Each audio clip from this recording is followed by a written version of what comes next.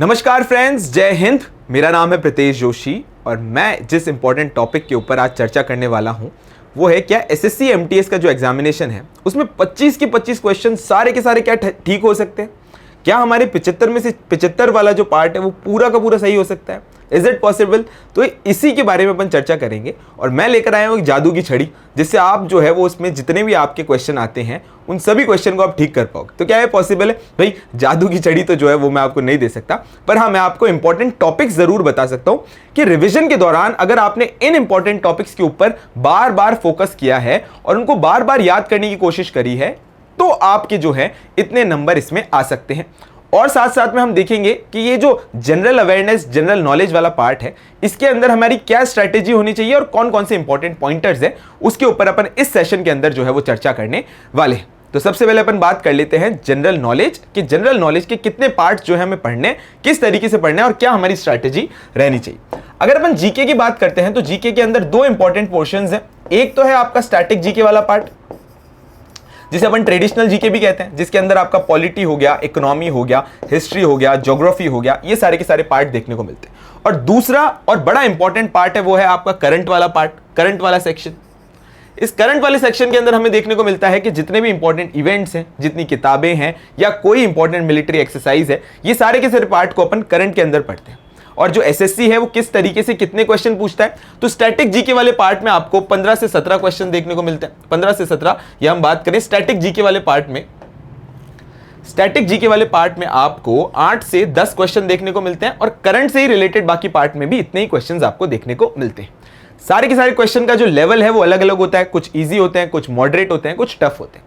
लेकिन अगर हम बात करें कि स्टैटिक जीके के अंदर हमें एक्सेल करना हो या स्टैटिक जीके के अंदर हमें सारे क्वेश्चंस जो है वो ठीक करने हो तो उसके अंदर रिवीजन के दौरान कौन कौन से इंपॉर्टेंट टॉपिक्स है जिनके ऊपर अपन फोकस कर सकते हैं। तो स्टैटिक जीके के सबसे पहले इंपॉर्टेंट टॉपिक्स बताता हूं, फिर अपन चलेंगे और बात करेंगे करंट जीके के इंपॉर्टेंट टॉपिक्स के ऊपर। स्टैटिक जीके की बात करें तो अपन इसको हिस्ट्री, पॉलिटी और ज्योग्राफी के अंदर डिवाइड करते हैं और इसके अंदर कौन कौन से इंपॉर्टेंट टॉपिक है। तो सबसे पहले अपन बात कर लेते हैं हिस्ट्री को लेकर। भाई अपन हिस्ट्री को 3 पार्ट्स में डिवाइड करते हैं ट्रेडिशनली। आपका एक एंशिएंट हो गया, एक मिडेवियल हो गया, एक मॉडर्न हो गया। एसएससी जो है वो आर्ट एंड कल्चर से भी पार्ट पूछता है। तो अपन एंशिएंट हिस्ट्री की अगर बात करें तो सबसे पहले आपको देखना है इंडस वैली सिविलाइजेशन। देखो एंशिएंट हिस्ट्री का जितना भी पार्ट है उसमें से मैक्सिमम क्वेश्चंस जो है वो इंडस वैली सिविलाइजेशन से ही पूछे जाते हैं। कैसे क्वेश्चन पूछे जाते हैं? डायरेक्ट क्वेश्चन पूछे जाते हैं कि भाई कौन सी इंपॉर्टेंट प्लेस कहां पर है, इसका north south east west extension कहां पर है, या हम बात करें कि मोहनजोदारो का एक्सकवेशन किसने किया था, कौन सी जगह पर हमें क्या इंपॉर्टेंट तौर पर चीजें देखने को मिली। ये सारे के सारे पार्ट आपके इंडस वैली सिविलाइजेशन में पूछे जाते हैं। तो अपन जब भी रिवीजन कर रहे हैं तो इस इंपॉर्टेंट टॉपिक को कभी भी नहीं भेजना, कभी भी अपन को इसको पूरे फोकस में रखना है। क्यों? क्योंकि हमारा गोल है 75/75। ठीक है। दूसरे इंपॉर्टेंट टॉपिक जो एंशिएंट हिस्ट्री से ही रिलेटेड है वो है इंपॉर्टेंट डायनेस्टीज। और जब भी डायनेस्टीज की बात आती है तो एंशिएंट हिस्ट्री में तो डायनेस्टीज की झड़ी जो है वो लगी हुई है। तो क्या हमें सारी की सारी डायनेस्टीज पढ़नी है? नहीं, अपने को डायनेस्टीज का इंपॉर्टेंट आर्ट एंड आर्किटेक्चर तो देखना ही देखना है। लेकिन अगर प्रमुख तौर पर देखा जाए कि रिवीजन के दौरान बाकी सारी चीजें तो अपन पढ़ ही चुके हैं, लेकिन रिवीजन के दौरान जो है वो हमें फोकस करना है एक तो आपकी मौर्य डायनेस्टी के ऊपर, मौर्यन डायनेस्टी के ऊपर, और साथ साथ में आपकी गुप्ता डायनेस्टी के ऊपर। मौर्य डायनेस्टी के और साथ साथ में गुप्ता डायनेस्टी के ऊपर।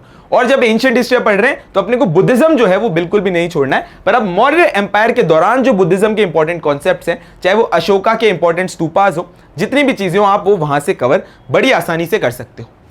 तीसरा इंपॉर्टेंट पार्ट जो है जो अपने को हिस्ट्री के कंटेक्स्ट में देखना है वो है इंपॉर्टेंट बैटल्स। और बैटल की जब भी बात आती है तो हम देखते हैं कि एक क्वेश्चन एसएससी का बड़ा फेवरेट है वो है बाबर की इंपॉर्टेंट बैटल्स। तो अगर हम बात करते हैं मिडेवियल हिस्ट्री की तो मिडेवियल हिस्ट्री में भी अपने को डायनेस्टी के तौर पर 2 इंपॉर्टेंट डायनेस्टीज देखनी है। एक तो दिल्ली सल्तनत के अंदर गुलाम वंश और साथ साथ में तुगलक वंश को तो बिल्कुल भी नहीं छोड़ना। और अगर हम बात करें मुगल एम्पायर तो उसकी भी सारी की सारी चीजें हमें याद रखनी चाहिए। लेकिन आप एक चीज जरूर फोकस करना कि जब भी आप आर्ट एंड आर्किटेक्चर पढ़ रहे हो या हिस्ट्री पढ़ रहे हो तो दोनों को इंटरडिसिप्लिनरी अप्रोच के साथ में पढ़ना, अलग अलग पढ़ने से जो है वो परहेज करना।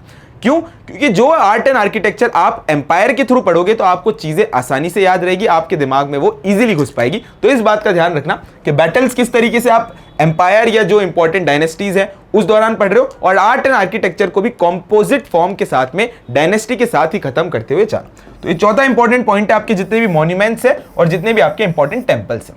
देखो भाई, मैंने मिडेवियल की इंपॉर्टेंट चीज बताई, एंशिएंट की बताई, लेकिन ध्यान रखते हैं जब अपन साउथ की हिस्ट्री पढ़ते हैं तो उसमें आपको चोल डायनेस्टी को बिल्कुल भी नहीं छोड़ना, बड़ा इंपॉर्टेंट तौर पर फोकस करना है। और चोला का इंपॉर्टेंट आर्किटेक्चर जो है, आर्ट से रिलेटेड चीजें, उनके ऊपर भी आपको रिविजन के दौरान जो है वो नजर पैनी रखनी है भैया, बिल्कुल ध्यान से रिविजन करना है, जिससे ये जो हमारे इंपॉर्टेंट पॉइंट्स हैं वो नहीं छूटे।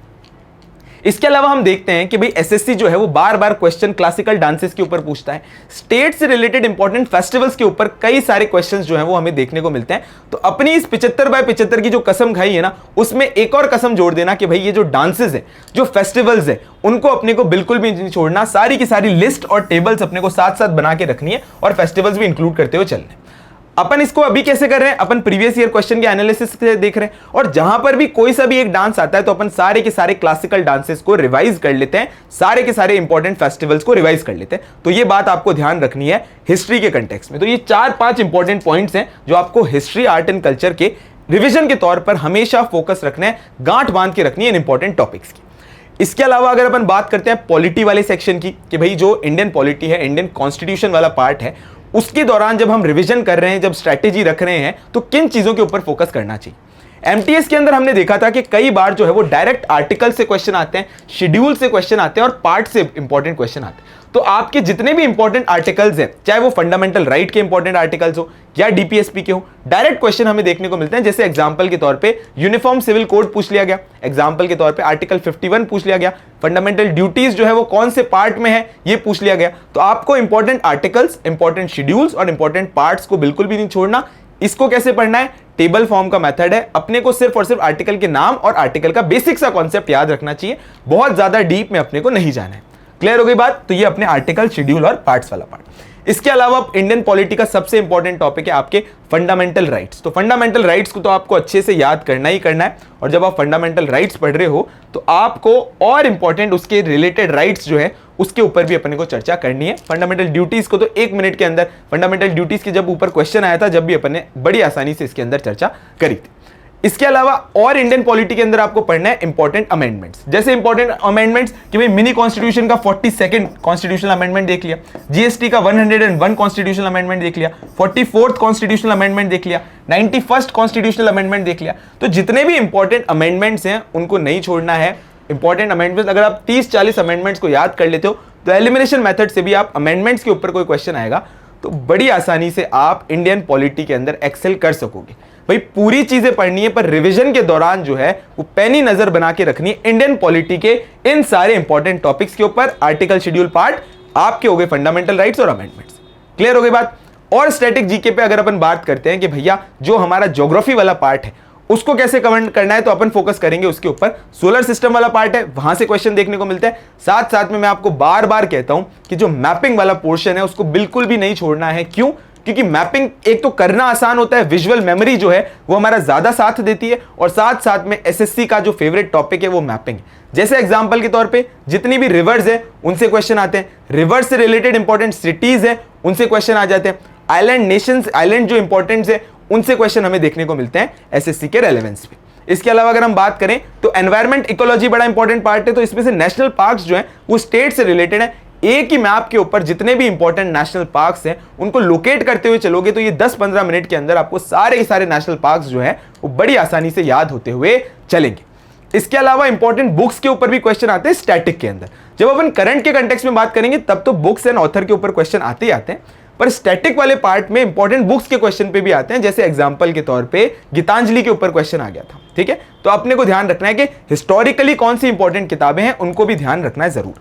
इसके अलावा एसएससी का favourite part first in India. भाई किसी भी इंपॉर्टेंट बोर्ड है उसके चेयरमैन के ऊपर फर्स्ट इंडिया आ जाता है, प्रेसिडेंट, प्राइम मिनिस्टर जो कॉन्स्टिट्यूशनल पोस्ट है उनके ऊपर फर्स्ट इंडिया के ऊपर आ जाता है। तो ये वाला पार्ट भी आपको बिल्कुल नहीं छोड़ना है जब आप स्टैटिक जीके का कंप्लीट रिविजन कर रहे हो।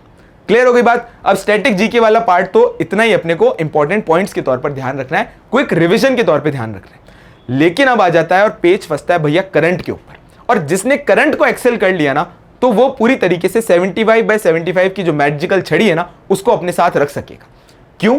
क्योंकि भाई करंट को आपको एक तो सबसे पहले कम समय में ज्यादा करंट जो है वो आपका इजीली तैयार हो सकता है। दूसरा, करंट को करने का सबसे आसान तरीका है इसके इंपॉर्टेंट टॉपिक्स के ऊपर नजर बना के रखना।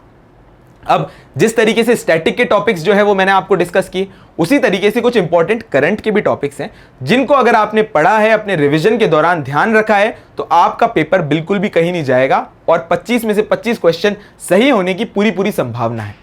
क्यों? क्योंकि भाई स्टैटिक वाला पार्ट है, उसको तो अगर अपन ने 3-4 बार पढ़ा है तो अपने को रिवाइज हो ही चुका होगा, इतनी बार अपन ने उसका रिवीजन पढ़ा है, पिछले अटेम्प्ट्स भी अगर किसी ने दिए हैं तो उसको स्टैटिक वाला पार्ट तो अच्छे से याद होगा।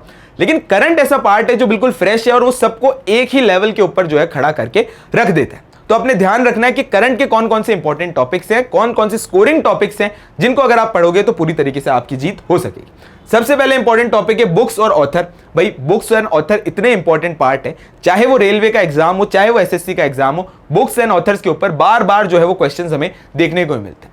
दूसरा इंपॉर्टेंट पार्ट है आपके अवार्ड्स। अवार्ड में भी लिमिटेड अवार्ड्स है, जैसे दादा साहब फाल्के आपके पद्म अवार्ड्स हो गए, ज्ञानपीठ अवार्ड हो गए, लिटरेचर से रिलेटेड अवार्ड हो गए, स्पोर्ट्स से रिलेटेड अवार्ड हो गए। आपको इन सारे के सारे अवार्ड्स को ध्यान रखना है। एक पन्ने के अंदर छोटी छोटी हैंडराइटिंग के अंदर सारे अवार्ड्स लिखकर रख लोगे तो आपका अवार्ड से जो क्वेश्चन है वो बिल्कुल भी बाहर नहीं जाएगा। और जब अपन पेपर एनालिसिस कर रहे हैं, अभी लाइव क्लासेस चल रही है, तो इससे आप बड़ी आसानी से ध्यान लगा सकते हो कि एसएससी जो है वो किसके ऊपर ज्यादा फोकस करती है, कितने टाइप के अवार्ड्स पे फोकस करती है। मैं आपकी हेल्प करने के लिए कह सकता हूं कि जितने भी लिटरेचर से इंपॉर्टेंट है, दादा साहब फाल्के यानी गवर्नमेंट से रिलेटेड इंपॉर्टेंट अवार्ड्स है, उन सभी के ऊपर आपको एक्स्ट्रा कॉशियस रहना है, एक्स्ट्रा ध्यान रखना है। इसके अलावा और कौन सा, तो अपने इंपॉर्टेंट समिट्स, जैसे अगर G20 समिट हुआ तो उसकी जगह, उसकी थीम और उसका इंपॉर्टेंट व्यक्ति जो है उसके ऊपर क्वेश्चन हमें बड़ी आसानी से करंट के तौर पर देखने को मिलेंगे। समिट से आगे बढ़ते हैं तो हम देख लेते हैं अपॉइंटमेंट्स। भाई अपॉइंटमेंट वाला पार्ट है ना, वो बहुत ज्यादा इंपॉर्टेंट है और एसएससी इससे डायरेक्ट क्वेश्चन फोकस करता है कि भाई अगर कोई कॉन्स्टिट्यूशनल बॉडी है तो उसका अपॉइंटमेंट हुआ तो वहां से डायरेक्ट क्वेश्चन हो जाएगा। अगर कोई गवर्नमेंट पोस्ट है, जैसे चीफ मिनिस्टर हो गए, प्राइम मिनिस्टर से रिलेटेड कोई इंपॉर्टेंट अपॉइंटमेंट्स हो गए, उन सभी के ऊपर ये क्वेश्चन पूछते ही पूछते हैं। साथ साथ में इंटरनेशनल अपॉइंटमेंट्स के ऊपर भी यहां पर हमें कई बार जो है वो क्वेश्चन देखने को मिलते हैं, चाहे वर्ल्ड बैंक का सीईओ हो या फिर वो आईएमएफ से रिलेटेड कोई इंपॉर्टेंट व्यक्ति हो। जब अपन अपॉइंटमेंट्स के अलावा कोई इंपॉर्टेंट चीज के ऊपर बात करते हैं तो वो है स्पोर्ट्स के इवेंट्स। भाई आपको इसके ऊपर बड़ा फोकस करना है। स्पोर्ट्स के इवेंट्स कौन कौन से, जैसे आईसीसी के इंपॉर्टेंट इवेंट्स हो गए, ओलंपिक से रिलेटेड कोई इंपॉर्टेंट घटना हुई है जो रिलेटेड में है उससे ऊपर, सीडब्ल्यूजी से रिलेटेड इवेंट्स हो गए, हॉकी, और साथ साथ में अगर अपन बात करें तो जो जितने भी इंपॉर्टेंट इवेंट्स हैं जो टेनिस से रिलेटेड है वो भी एसएससी के बड़े फेवरेट है। तो आपको ध्यान रखने हैं ऐसे इंपॉर्टेंट इवेंट्स जो न्यूज में बार बार आ रहे हैं, आपने अखबार में पढ़े होंगे, मंथली मैगजीन में पढ़े होंगे, वीकली मॉड्यूल में पढ़े होंगे। उन सभी स्पोर्ट इवेंट को आपको बार बार रिवाइज करना है, चीजों को क्लियर करना है। क्यों? क्योंकि एक प्रॉब्लम और यहां पर भी आ जाती है, एसएससी अपना लेवल जो है वो धीरे धीरे बढ़ा रहा है, तो वो क्या कर रहा है, अब वो क्वेश्चन टफ नहीं बना रहा, अब वो क्या कर रहा है, वो ऑप्शन टफ कर रहा है। ऑप्शन क्वेश्चन बड़ा आसान करके और ऑप्शन इतने नियर बाय रखता है कि हमें कंफ्यूजन हो जाता है, एलिमिनेशन मेथड जो है वो नहीं चल पाता है। तो भाई इसकी क्या समाधान है, इसका समाधान है रेगुलर रिवीजन। भाई अगर आपका रिवीजन जो है वो कंसिस्टेंट है तो आप बड़ी आसान सी चीज से जो है जितने अच्छे मार्क्स लाना चाहते हो उतने अच्छे मार्क्स ला सकते हो। तो स्पोर्ट्स इवेंट्स में ये फोकस करना है।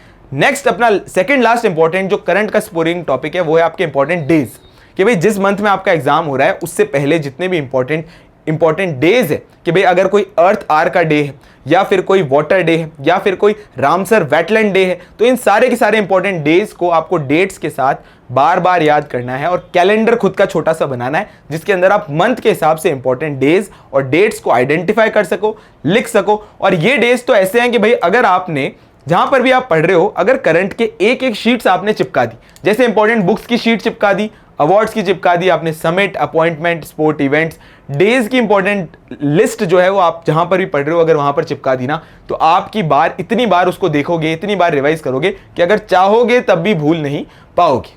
क्लियर हो गई बात? और लास्ट इंपॉर्टेंट जो करंट आप पढ़ रहे हो तो आपको बिल्कुल ध्यान रखना है वो है इंपॉर्टेंट मिलिट्री एक्सरसाइजेस। ये बहुत ज्यादा इंपॉर्टेंट है मिलिट्री एक्सरसाइजेस। क्यों?